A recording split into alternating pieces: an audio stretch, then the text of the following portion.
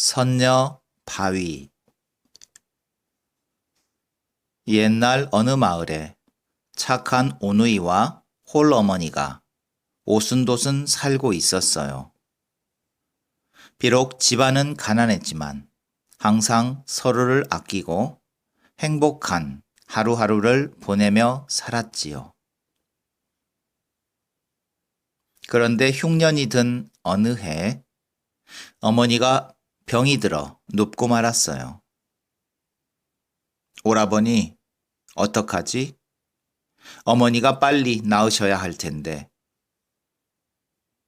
큰일이야. 먹을 것도 다 떨어지고 약 한 첩 지을 돈도 없으니. 오누이는 아픈 어머니를 바라보며 눈물을 흘렸어요. 그때 마침 집 앞을 지나던 스님이 아이들의 울음소리에 걸음을 멈추었어요. 얘들아, 무슨 일이 있기에 그리 슬피 우느냐? 어머니가 많이 아프신데 약을 마련할 수가 없어요. 흐흐흐. 스님은 오누이가 무척 딱하게 되었다고 생각했어요. 쯧쯧쯧. 그것 참. 스님은 방으로 들어와 어머니를 살펴보았어요. 그리고 한참 후에 입을 열었지요.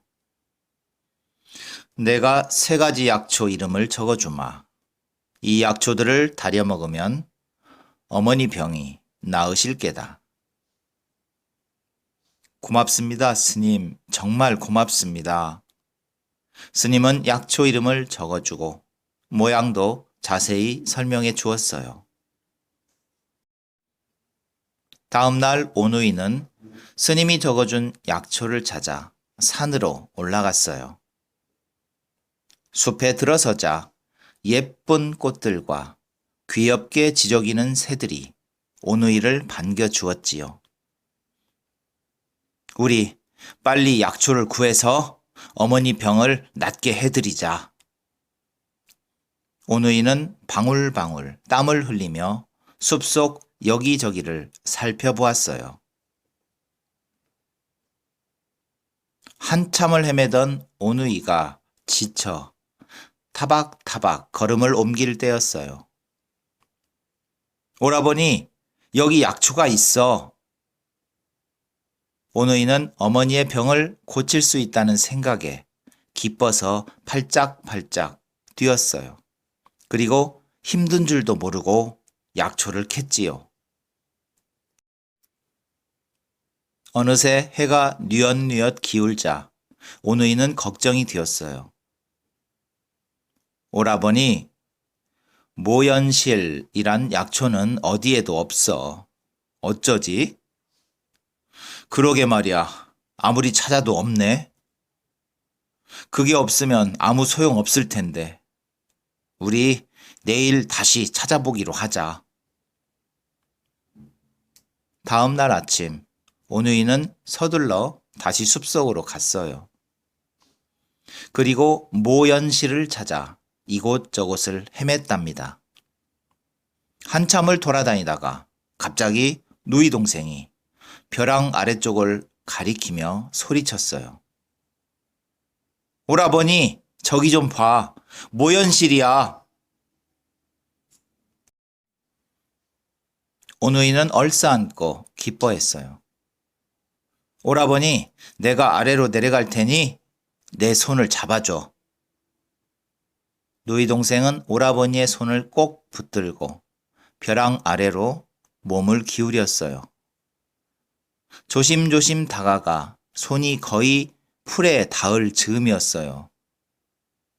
오라버니, 어떡해. 이건 모연실이 아니야. 오누이의 실망은 이만저만이 아니었어요. 온몸에서 힘이 쭉 빠져나가는 것 같았지요.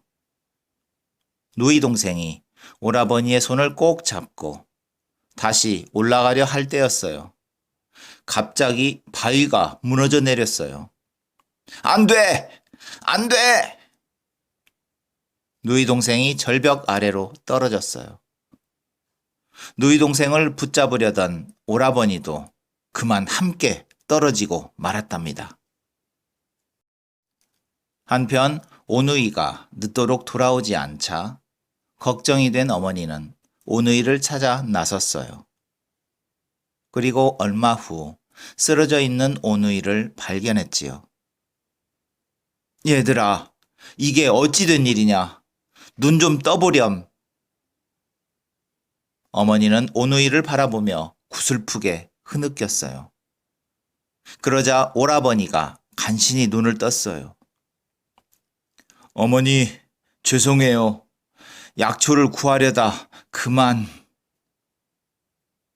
얘야, 내 동생이 아직도 눈을 뜨지 못하니 이를 어쩌면 좋냐. 누이 동생은 영영 깨어나지 못했답니다.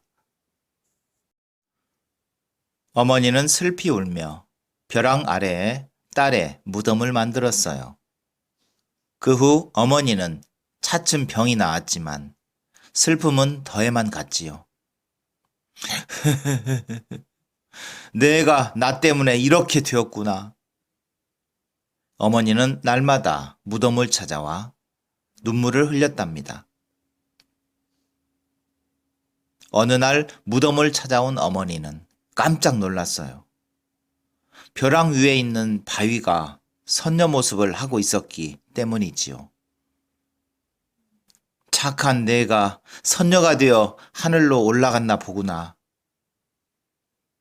어머니는 선녀 바위를 바라보며 하염없이 눈물을 흘렸답니다.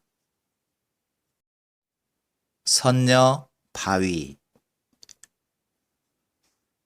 옛날 어느 마을에 착한 오누이와 홀어머니가 오순도순 살고 있었어요.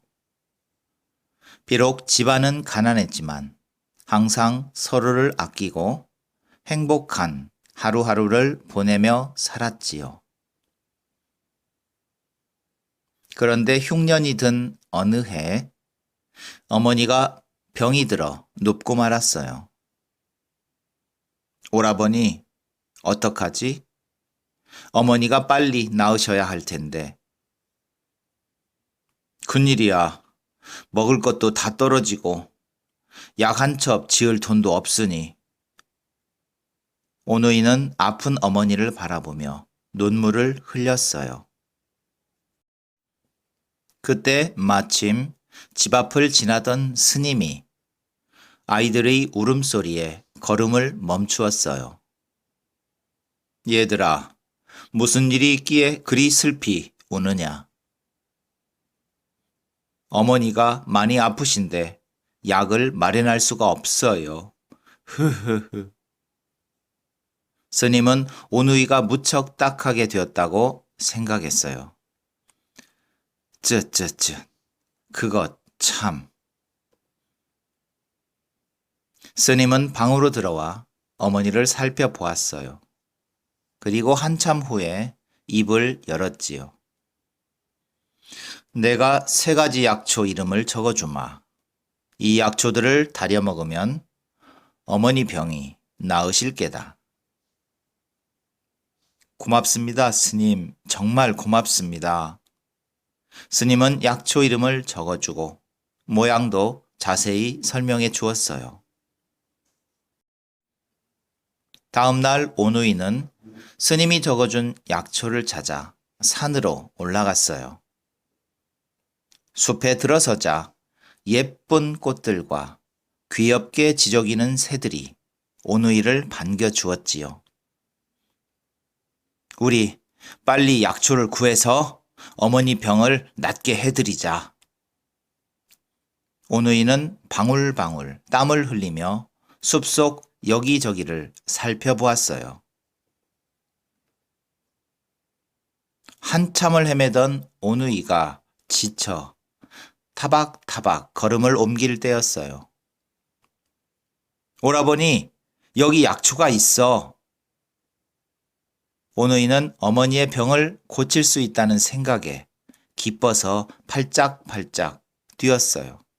그리고 힘든 줄도 모르고 약초를 캤지요. 어느새 해가 뉘엿뉘엿 기울자 오누이는 걱정이 되었어요. 오라버니, 모연실이란 약초는 어디에도 없어. 어쩌지? 그러게 말이야. 아무리 찾아도 없네. 그게 없으면 아무 소용 없을 텐데. 우리 내일 다시 찾아보기로 하자. 다음 날 아침, 오누이는 서둘러 다시 숲속으로 갔어요. 그리고 모연실을 찾아 이곳저곳을 헤맸답니다. 한참을 돌아다니다가 갑자기 누이 동생이 벼랑 아래쪽을 가리키며 소리쳤어요. 오라버니, 저기 좀 봐. 모연실이야. 오누이는 얼싸안고 기뻐했어요. 오라버니, 내가 아래로 내려갈 테니 내 손을 잡아줘. 누이 동생은 오라버니의 손을 꼭 붙들고 벼랑 아래로 몸을 기울였어요. 조심조심 다가가 손이 거의 풀에 닿을 즈음이었어요. 오라버니, 어떡해. 이건 모연실이 아니야. 오누이의 실망은 이만저만이 아니었어요. 온몸에서 힘이 쭉 빠져나가는 것 같았지요. 누이 동생이 오라버니의 손을 꼭 잡고 다시 올라가려 할 때였어요. 갑자기 바위가 무너져 내렸어요. 안 돼! 안 돼! 누이 동생이 절벽 아래로 떨어졌어요. 누이 동생을 붙잡으려던 오라버니도 그만 함께 떨어지고 말았답니다. 한편 오누이가 늦도록 돌아오지 않자 걱정이 된 어머니는 오누이를 찾아 나섰어요. 그리고 얼마 후 쓰러져 있는 오누이를 발견했지요. 얘들아, 이게 어찌 된 일이냐? 눈 좀 떠보렴. 어머니는 오누이를 바라보며 구슬프게 흐느꼈어요. 그러자 오라버니가 간신히 눈을 떴어요. 어머니, 죄송해요. 약초를 구하려다 그만. 얘야, 내 동생이 아직도 눈을 뜨지 못하니 이를 어쩌면 좋냐. 누이 동생은 영영 깨어나지 못했답니다. 어머니는 슬피 울며 벼랑 아래에 딸의 무덤을 만들었어요. 그 후 어머니는 차츰 병이 나았지만 슬픔은 더해만 갔지요. 내가 나 때문에 이렇게 되었구나. 어머니는 날마다 무덤을 찾아와 눈물을 흘렸답니다.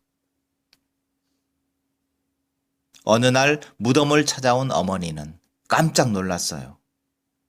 벼랑 위에 있는 바위가 선녀 모습을 하고 있었기 때문이지요. 착한 내가 선녀가 되어 하늘로 올라갔나 보구나.